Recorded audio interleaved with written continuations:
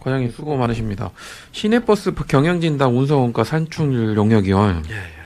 이거 어떤 방식으로 이루어지는 건가요?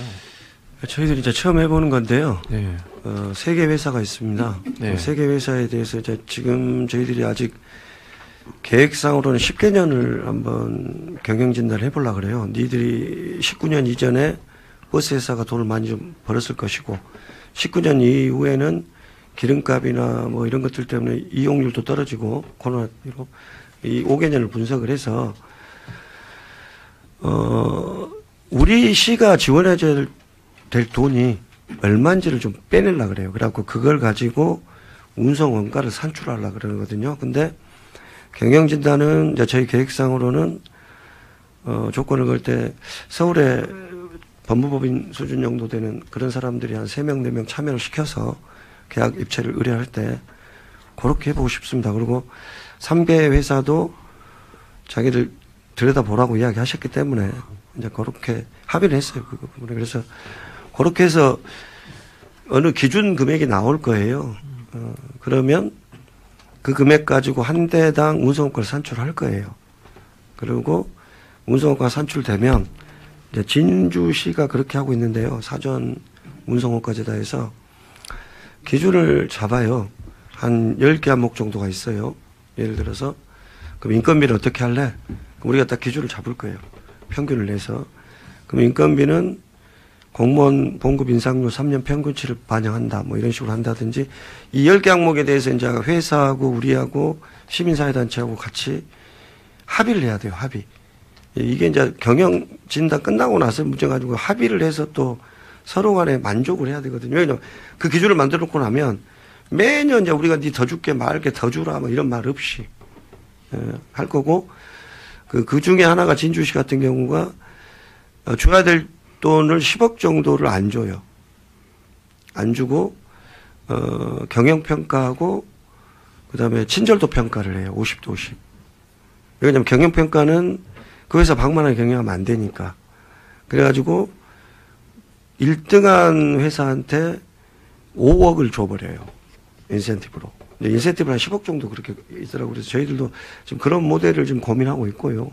아직 구체화하지 못했지만 영역이 들어갈 때 그런 식으로 해서 좀 한번 추진을 해볼까 합니다. 근데 그때 영역 보고 때도 의원님들 다 오셔서 좀 듣고 또 보고도 드리겠습니다. 과장님이 이제 그동안 이렇게 오셔서 뭔가를 바꾸려고 시도하는 거는 정말 높이 평가는 합니다. 근데 이제 걱정되는 부분은 그 3개 회사가 회계 자료를 모두 다 100% 오픈한다고 합니까? 예, 약속은 저희하고 했는데요. 예. 이제 자기들도 결산 자료는 있어요. 매년 하니까. 예. 근데 그거하고 이제 뭐 자산이나 뭐 이런 것들도 있을 거 아닙니까? 예. 그런 것들 다 이어서 한번 보겠다. 그리고 여기서 제일 문제가 되는 것들이 현금 부분이에요. 현금. 아침마다 까는 현금 부분. 저희들은 추정치를 데이터를 뭐 이렇게 며칠 해서 평균 데이터를 내서 한 4%에서 5% 정도 추정치를 하고 있는데요. 내년에 제가 차고지가 2개입니다. 그래서 저희가 공익료를 활용해서 아침마다 공익료에 출근해서 현금통을 깔 겁니다. 1년치 그걸 까보려고 그래요. 도대체 얼마가 현금인지를 보자. 네, 이렇게 해서 한번 전반적으로 그것까지 합의를 했습니다. 우리가 현금통 까는 것까지. 이렇게 조금 뭐 최대한 저희가 최소한 그 신뢰성을 가지려고 지금 하고 있어요. 그 부분이 제일 우려스러운 부분입니다. 그렇게까지 맞습니다. 하고 네, 또 네. 그러면 100% 세금이 또 투명하게 또 운영이 될 것이고 또 네, 그런 부분에 대해 반발이 있을 수도 있고. 그러니까 이제 용역이 끝나고 나서 결정하는 부분들이 있어요. 거기 진통이 좀 올 것 같아요. 예. 왜냐하면 그게 진주도 그걸 한번 결정이 났더니 예. 이제 뭐 협상을 안 해요. 그것만큼 해서 프로테이지를 올려줘 버려요. 내년에. 그러니까 근데 회사들은 친절하고 친절하더라고. 시민버스 진주 막 이런 데 보니까 친절하고 그래서 이제 그거하고 우리 정치하고 좀 믹스해서 근데 진주는 회사한테 돈을 다 줘버려요. 근데 저희들은 그렇게는 안 하고 이제 믹서인데 300억을 줘야 된다면 50억을 시민들한테 줘서 이용료를 늘려서 네 회사 이익으로 가져가라. 이런 정책을 아까 말대로 펴려고 그래요. 같이. 그럼 만약에 경영진단을 통해서 회사가 흑자라고 나왔다. 그러면 어떻게 해야 될 겁니까? 흑자일 리는 없을 것 같습니다. 만의 가능성에 그런 가능성도 없지 않아 있지 않습니까? 그렇죠. 근데 회사가 지금 당장 저희한테도 가스비가 매달 한 달씩 체납되고 인건비는 오죽했으면 저희가 엊그저께 이제 줄 돈 거의 다 줬습니다. 재정지원금을. 그랬더니 이제 10월 봉급을 12월 초에 줬습니다. 우리가 주고 나니까. 이게 2개월치 봉급이 또 문제가 될 거예요. 이 기사들 인건비가 한 10억 되는데요. 저도 참 그런 부분이 참 머리가 아프네요. 어려운 문제 해결하시느라 고생이 많습니다. 네.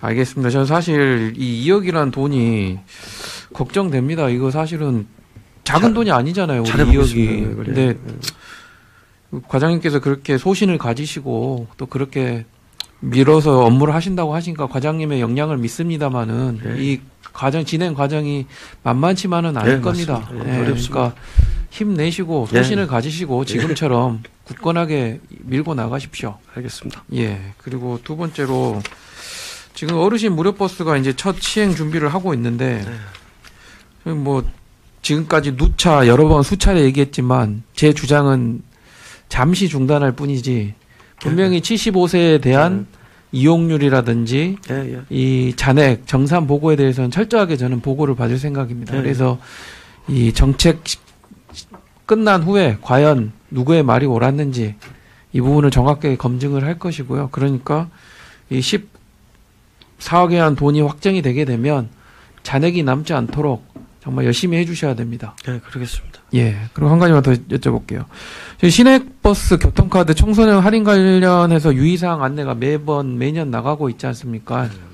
올해는 나갔습니까? 아니면 아직 준비 중입니까? 계속 그건 하고 있답니다. 하고 있습니까? 이 부분에 대해서 이 매년 뭐 생년월일 때문에 그렇게 된 거라고 한 해 두 해는 그럴 수 있지만 이 부분은 잘못된 걸 회사에 지적을 해서 개선이 될 수 있게 해야 되지 않겠습니까? 제가 지금 교육비를 좀 올려놨다가 잘렸는데요. 버스 기사들 교육을 제가 좀 아니요, 이거는 교육의 문제가 아닙니다. 그러니까 아니, 친절 분칠전의 문제가 아니고 이제 그 부분은 이제 회사가 말하는데 방법 중에 하나고요. 근원적인 문제가 우리가 매년 이게 우리 지자체만 발생하는 문제가 아니고 전국의 모든 지자체에 같은 고민일 거예요. 맞아요. 그리고 회사가 바뀌어야죠. 회사에 강하게 요구하십시오. 그래서 시스템 개선을 해서 초등학생이 중학생 들어가서 생년월일 될 때까지 초등학생 요금을 내면 회사도 손해고 초등학생 아이는 자기가 그렇게 내고 싶어서 냈겠습니까? 회사 시스템에서 의해서 그런 거죠. 그럼 버스 기사를 교육한다고 해서는 그거는 잠시 임시 처방일 뿐이고 회사에 저희가 이렇게 수수료도 내고 적극적인 교통정책을 펼치는데 그 정도 주장은 강하게 할 수 있는 거 아닙니까? 여기 좀 그 시점, 생년월일 시점 때문에 그러는데 그런 부분 전반적으로 검토 한번 해보겠습니다. 강하게 주장하십시오. 이거 뭐 매년 저희가 유의사항 보내서 버스 기사도 문제로 그 사람들도 피해자로 만들고 있는 거예요, 시스템이. 근원적으로 바뀌어야 되는 거예요. 그러니까 시스템을 좀. 요건 강하게 얘기해서 시스템이 개선될 수 있도록 요구를 하십시오. 예. 이상입니다.